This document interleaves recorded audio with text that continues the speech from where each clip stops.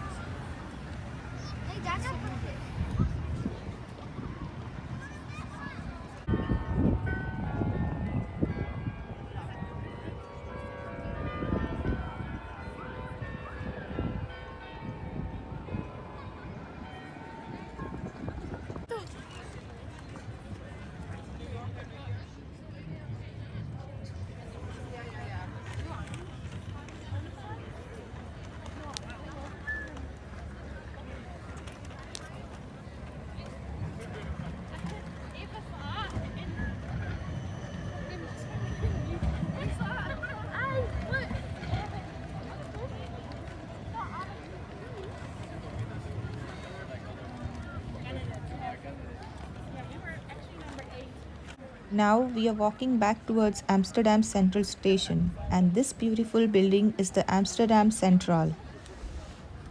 From here, we will catch the local train to go to a holiday home at Europark Spanwoede. Hope you like the video and please like and subscribe. See you in our next vlog.